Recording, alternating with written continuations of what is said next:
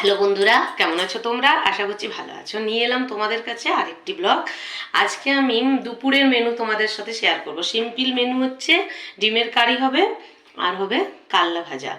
আর ডিমের কারিটি আমি ডিমটা সেদ্ধ করে কারি করব না, আমি ডিমটা ভেজে নেব, তারপর কারি করব। সেটাই তোমাদের সাথে একটু শেয়ার করলাম। তোমরা দেখো তাহলে ব্লগ। বন্ধুরা, 4টে ডিম ভেঙে নিয়েছি আর এর মধ্যে দিয়ে দেবো একটু আদা রসুন পেঁয়াজ একটু পেস্ট করে রেখেছি, লঙ্কা, সেই পেস্টটা একটু দিয়ে দিলাম। এটাতে ডিমের টেস্টটা যেমন ভাজার টেস্টটা আর একটু দ্বিগুণ হয়ে যায়। তোমরা একবার ট্রাই করো, যদি কেউ না করেছো তো প্লেন না ডিম ভেজে একটু পেস্ট করে ওইটা দিয়ে দেবে। পেস্টটা একটু দরদরে রাখবে আর তার সাথে একটু লবণ দিয়ে দিলাম। এবারে ডিমটা আমি একটু গুলে নেব।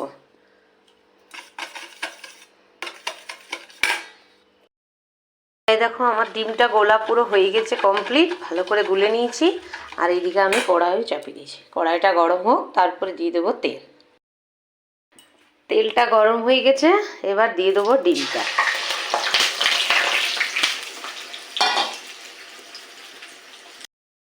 ডিমটা ভেজে একটা প্লেটে তুলে নিয়েছি, তারপর একটু ঠান্ডা হয়ে যাক, তারপরে এটা কাট করব। আর এইদিকে দিয়ে দেবো কড়াইয়ে আবার তেল।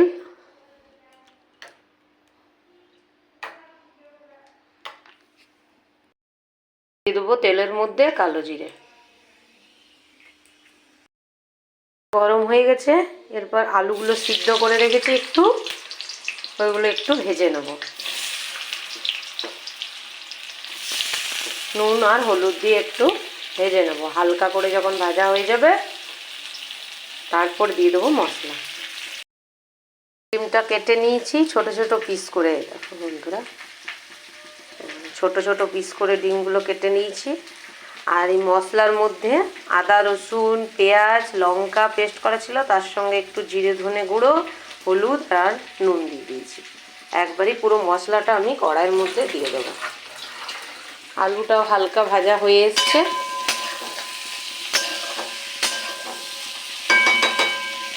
করে এর মধ্যে দিয়ে দেবো এই পুরো মশলাটা।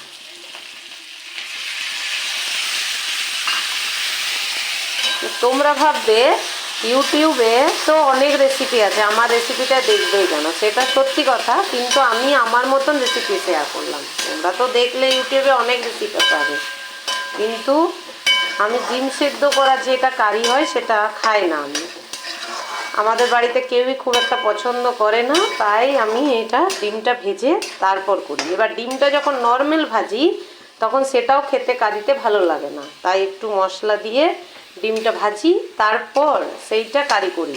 সেটা তোমরা একবার করে দেখো, খুব সুন্দর লাগবে। এবার আমি এটা কষিয়ে নিই ভালো করে, দেখতে থাকি। মশলাটা ভালোভাবে কষিয়ে নিয়েছি, এরপর দিয়ে দেবো জল।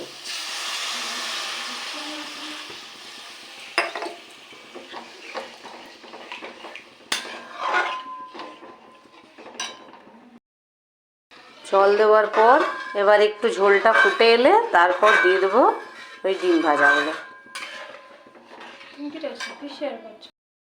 ঝোলটা ফুটে এসছে, এবার দিয়ে দেবো এই ডিম ভাজাগুলো।